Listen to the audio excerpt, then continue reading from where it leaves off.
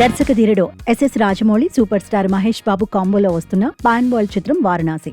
ఇప్పటికే ఈ సినిమా భారతదేశ సరిహద్దులు దాటి అంతర్జాతీయ స్థాయిలో చర్చకు దారితీస్తోంది.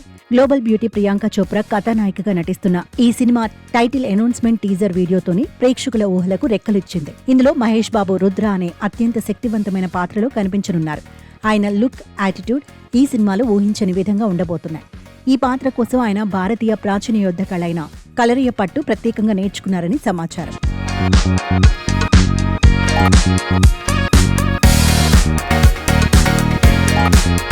తాజాగా ఈ సినిమాకు సంబంధించిన ఓ అప్డేట్ సోషల్ మీడియాలో తెగ వైరల్ అవుతోంది. వారణాసి టీజర్ను పారిస్లోని ప్రఖ్యాత లే గ్రాండ్ ఫ్లెక్స్ థియేటర్లో ప్రత్యేకంగా ప్రదర్శించనున్నారు.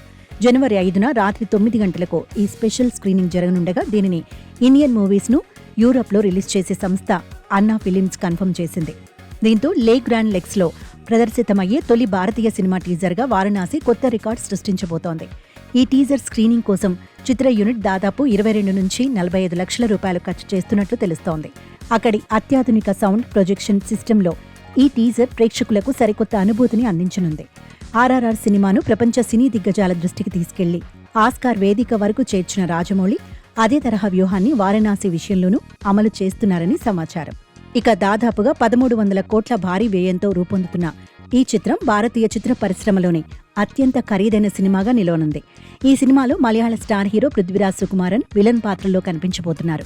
అంతర్జాతీయ ప్రమాణాలకు ఏమాత్రం తగ్గకుండా రాజమౌళి ప్రతి విషయంలోనూ ఎంతో శ్రద్ధ తీసుకుంటున్నారు. ప్రస్తుతం శరవేగంగా జరుగుతున్న ఈ సినిమా చిత్రీకరణ మరో 8 నెలల పాటు కొనసాగనుందని తెలుస్తోంది.